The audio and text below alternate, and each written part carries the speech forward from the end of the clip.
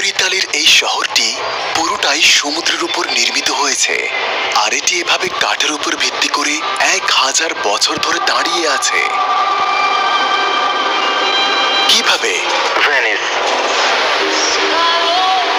আমাদের বাড়ির সামনে দিয়ে কি যাচ্ছে দেখুন। 1000 বছর আগে পানির নিচে এই ভিত তৈরি করা হয়। রোমান সাম্রাজ্যের পতনের পর মূল ভূখণ্ড থেকে পালিয়ে যাওয়ার পর সমুদ্রের উপর একটি সম্পূর্ণ শহর তৈরি করা হয়েছিল। চমৎকার উদ্ভাবনী প্রকৌশল যা আজও শক্তিশালী, এবং এটি বিশ্বের সবচেয়ে বিখ্যাত শহরগুলির মধ্যে একটি হয়ে উঠেছে। এটা ভেনিস, অ্যাড্রিয়াটিক সাগরের রানী। আমরা আছি ইতালির ভেনিস শহরে, এবং উত্তর ইতালির জাদুকরী মুকুট রত্ন। আমি প্রতিদিন স্কুলে যাওয়ার জন্য এই সেতু পার হই। এই সেতুটা? এটা আমার বাড়ি, আমার টেরেস। কিন্তু আজকের যুগের মানুষেরা কিভাবে বাস করে? Buongiorno, salute. Buongiorno, signorine, signore. Tarantella, Venezia. ভেনিসে স্বাগতম। আপনাদেরকে আমি পৃথিবীর সবচেয়ে সুন্দর শহরটিকে ঘুরে দেখাবো। শুরু করার আগে বন্ধুরা, ইউটিউবে কন্টেন্ট তৈরি করার 9 বছর পর আজ আমি আমার জীবনের সেরা মুহূর্তগুলো উপভোগ করছি। আজ আমরা আমাদের নিজস্ব কিছু উপস্থাপন করছি। বিশ্বের সেরা চলচ্চিত্র নির্মাণ এবং সম্পাদনা কোর্স, চলচ্চিত্র নির্মাতা মোহাম্মদ ইহসানের সাথে আমরা আজ এই কোর্সের উদ্বোধন করছি, যেটা নিয়ে আমরা 1 বছর ধরে কাজ করেছি। চিত্রগ্রহণ, সম্পাদনা এবং চলচ্চিত্র নির্মাণের সিনেমেটিক ডকুমেন্টারিতে জোয়ের দক্ষতা মিলিয়ে আমরা এই কোর্সটিকে তৈরি করেছি। আশা করি পছন্দ করবেন। বিস্তারিত ভিডিওর শেষে কমেন্ট বক্সে। এবার ফিরে আসি ভেনিসে।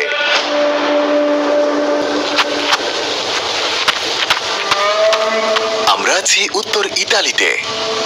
আমরা এমন একটা জায়গায় যাচ্ছি যেখানে রাস্তা বা গাড়ি নেই, শুধু পানি আর খাল। আমাদের গাড়িটি একটি পাবলিক প্লেসে আমরা ফিরে না আসা পর্যন্ত 3 দিনের জন্য রেখেছি। এখন কয়টা বাজে? সকাল 7টা।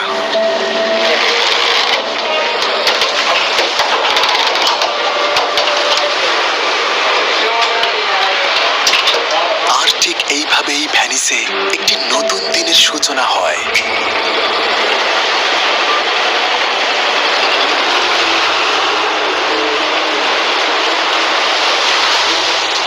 পার্কিং এরিয়ায় নৌকা বাঁধার জন্য এই কাঠের খুঁটিগুলো ব্যবহার করা হয়। মানুষ স্টেশন থেকে স্টেশনে যাতায়াত করে। এই যে নৌকাটি বিভিন্ন স্টেশনে থামে, কিছু যাত্রী নেমে যায়, আবার অন্যরা উঠে যায়।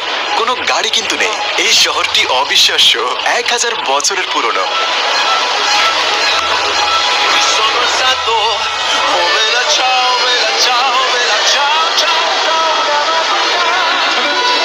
এটি একটি সম্পূর্ণ ব্যস্ত শহর।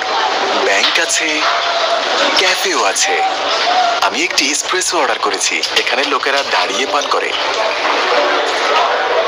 এটি বিশ্বের প্রাচীনতম ক্যাফে এবং এটি এখনো চালু আছে। এই জায়গাটা দেখুন, এই ক্যাফেটি 300 বছরেরও বেশি পুরনো।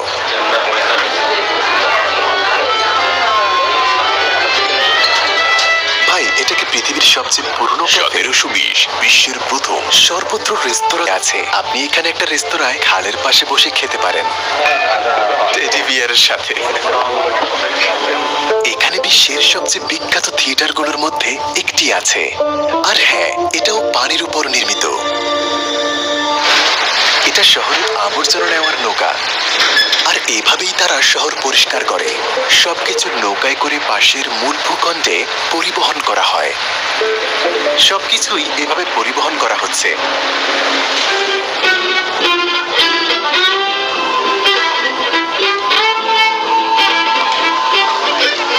এই যেন এক গলি আর খালের শহর।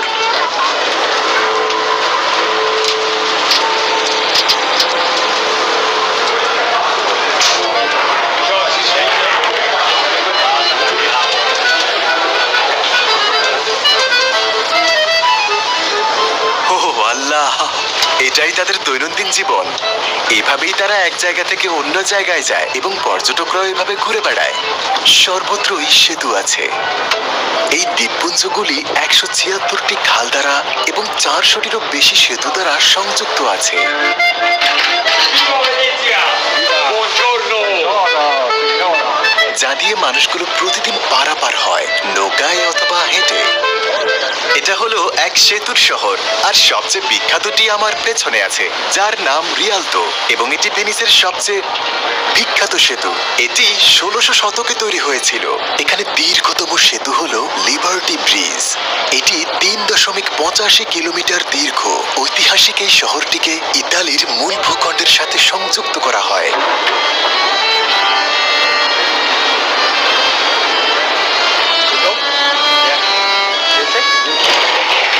এরপর আমরা খালের উপর অবস্থিত একটি বাড়ি ভাড়া করলাম।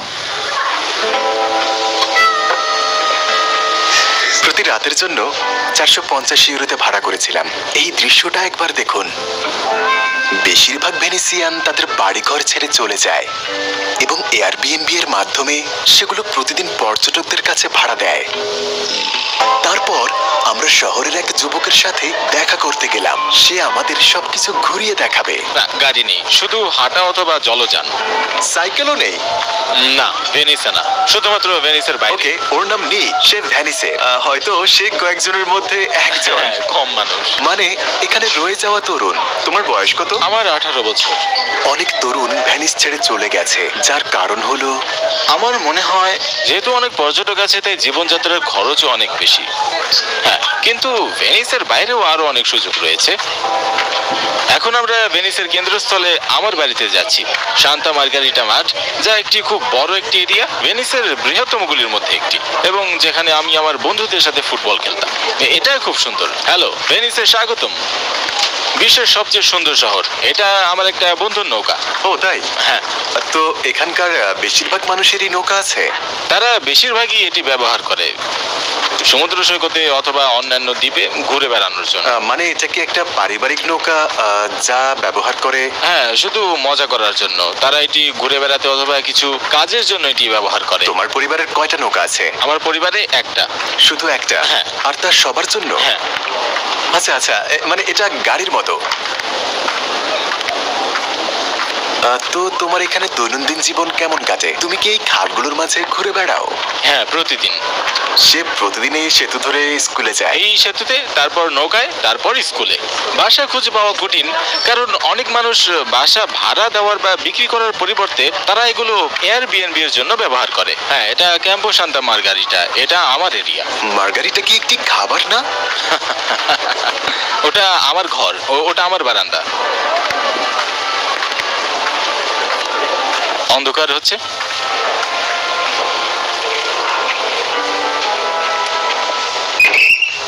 তো তুমি কি তোমার শহর নিয়ে গর্বিত? হ্যাঁ, খুব গর্বিত।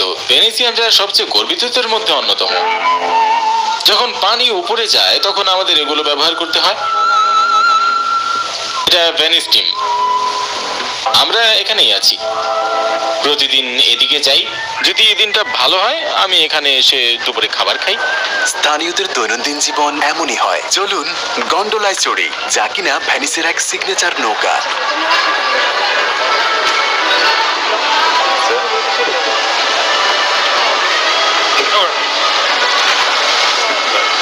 30 মিনিটের যাত্রায় খরচ 90 ইউরো।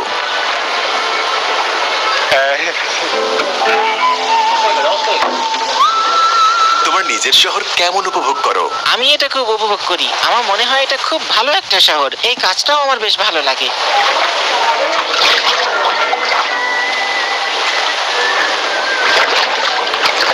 এটা পানির উপরে একটা বিশ্ববিদ্যালয়, ওখানে পৌঁছানো সহজ নয়।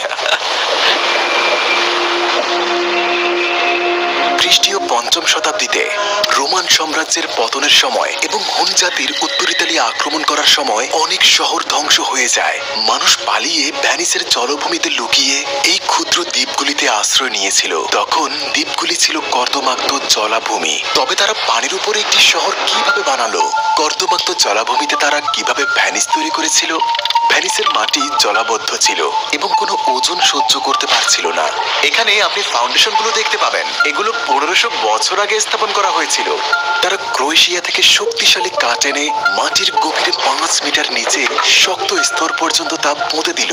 এইভাবেই তারা বাড়ির ভিত্তি তৈরি করত। শতাব্দীর পর শতাব্দী ধরে আটকে আছে। তারা ওজন বন্টনের জন্য কাঠের তক্তা স্থাপন করলো, স্ট্রিয়ান পাথর ব্যবহার করে তৈরি করেছিল।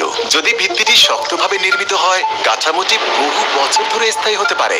আর রহস্যটা, কাঠ কখনো বাতাসের সংস্পর্শে আসে না। সময়ের সাথে সাথে 1000 বছরেরও বেশি সময় ধরে শহরটিকে আঁকড়ে ধরে আছে। এখানে স্থানীয়রা আসে, তাই না? ওই কর্নারে। হ্যাঁ, ভেনিসের আন্ডারগ্রাউন্ড প্লেস।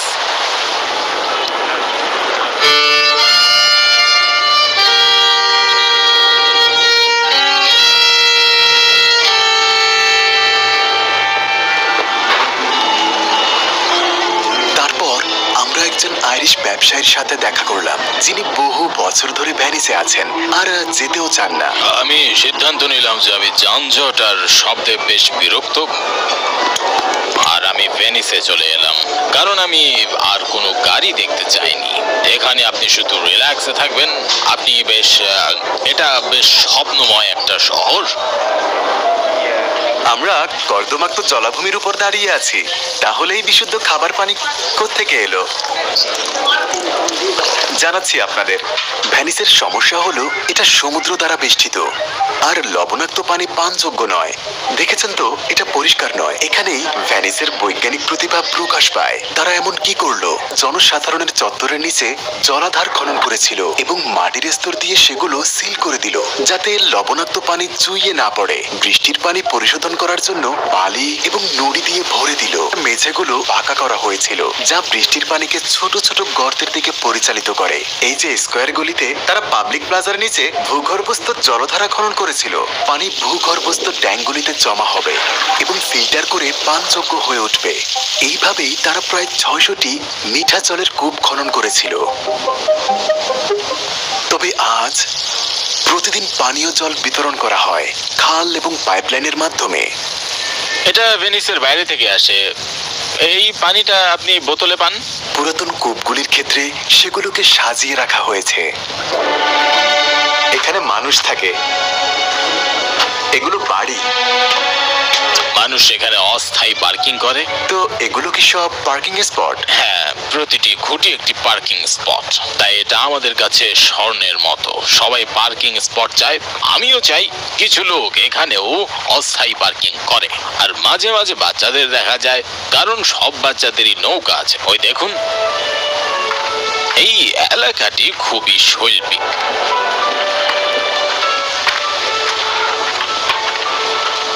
প্রতিদিন সকালে লোকেরা তাদের আবর্জনা বের করে। এটা রাস্তায় ফেলে না, তারা ডোর বেল বাজায়, আর তাদের একটা গাড়ি আছে। প্রতিদিন সকালে। হ্যাঁ, আসলে তারা কিভাবে করছে? হ্যাঁ, পরিষ্কার, যেন নদীর মতো পরিষ্কার। কেউই ক্যান বা অন্য কিছু ছুঁড়ে মারে না। শুধু পর্যটকেরা এমন করে। হ্যাঁ, তারা তাদের শহর নিয়ে বেশ গর্বিত। ও হ্যাঁ হ্যাঁ, কারণ আমি 20 বছর ধরে নিউ ইয়র্কে ছিলাম। তারা আরো গর্বিত, আর এটা আরো পুরনো। আমার মনে হয় না ভেনিসের মতো কিছু দেখাচ্ছে। ভেনিসে কিন্তু কেন্দ্রীভূত পয়ঃনিষ্কাশন ব্যবস্থা নেই। খালগুলি নিজেই নর্দমা। আমি বলতে চাইছি, তাদের নিজস্ব পয়ঃনিষ্কাশন ব্যবস্থা আছে। মানে আপনি বাথরুমে যান আর ওরা খালে যায়।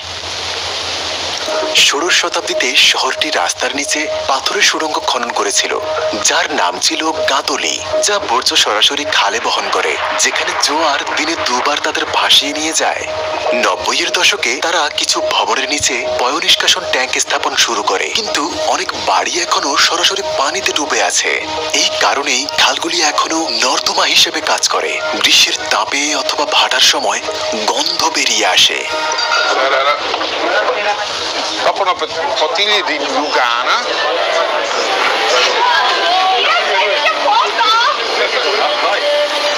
এটা হলো সিভিল সার্ভিস। এটা লজ্জার কোনো বিষয় নয়, তবে ভেনিসের বন্যার সমস্যা রয়েছে। ভেনিস আসলে উচ্চ জলরাশি সামলাতে সক্ষম। প্রতি বছর বন্যার তীব্রতা বৃদ্ধি পাওয়ার সাথে সাথে এখন তাদের কাছে মস নামে একটি নতুন জিনিস আছে। 15 বছর লেগেছে। মস হলো এই বড় হলুদ পার্টিশন গুলো। পানি বেড়ে গেলে এসব উপরে উঠে আসে। পানি যখন অনেক উঁচুতে শহরকে যখন প্লাবিত করবে, তারা এই সিস্টেমটি তখন চালু করে এবং এই জিনিসগুলি উঠে আসে। 2019 সালে 100 বছরের মধ্যে সবচেয়ে ভয়াবহ বন্যা হয়েছিল, আর এখানেই ছিল 2 মিটার বা 1.5 মিটার। সবকিছু ধ্বংস হয়ে গেল। পিয়াজায় ফেন্ডি ব্যাগ ভাসছিল। এই শহরের মালিক শিকালরা। এটা তাদের শহর, আর আমরা কেবল দর্শনার্থী। এখানে গাড়ি দেখা যায়? আমি 3-4 মাস ধরে কোনো গাড়ি দেখিনি। একটা ট্যাক্সি ডাকছি। আমার এক বন্ধু ট্যাক্সি আছে। আচ্ছা,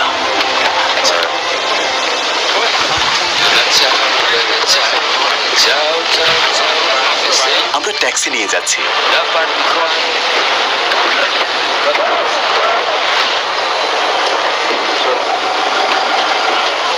সব ভবনে নৌকা দিয়ে প্রবেশের ব্যবস্থা আছে এবং পিছনের রাস্তায় প্রবেশ পথ আছে। তো এখানে কি অনেক ধনী লোক আছে? আপনার কি মনে হয়? এমনই মনে হলো। যদি আপনার এমন একটা পালাজ্য থাকে গ্র্যান্ড ক্যানেলের দিকে মুখ করা, মানে আপনি ধনী। আর যদি আপনি ভিতরে থাকেন মধ্যবিত্ত। আপনি মধ্যবিত্ত? মধ্যবিত্ত। আসলে এর বেশিরভাগই আবাসিক নয়। যেমন এটা একটা গ্যালারি। হ্যাঁ, গ্যালারি।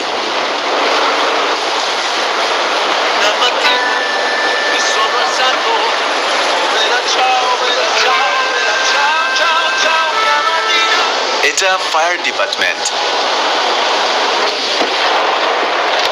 এই ভাসমান শহরের নিচে লক্ষ লক্ষ কাঠের স্তম্ভের একটি বন।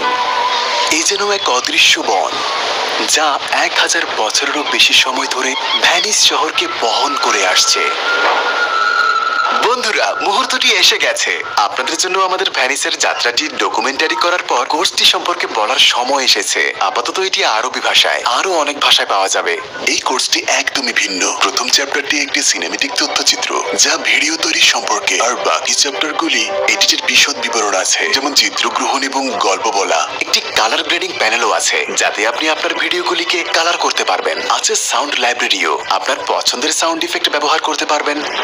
ক্যামেরা, লেন্স, মাইক্রোফোন, আমরা যে সমস্ত ইনস্ট্রুমেন্ট ব্যবহার করি তাই কোর্সে ব্যাখ্যা করা হয়েছে। আমরা আমাদের সুপারিশকৃত ইনস্ট্রুমেন্টের তালিকাও দিয়েছি। আমাদের কমিউনিটি আছে, এখানে আমাদের ভিডিও নির্মাতারা আইডিয়া শেয়ার করে। আরো কিছু চমক আছে। আপনার সমর্থনের জন্য কৃতজ্ঞ। স্বপ্ন সত্যি হয়েছে মোহাম্মদ। সবকিছু আছে ডেসক্রিপশনে।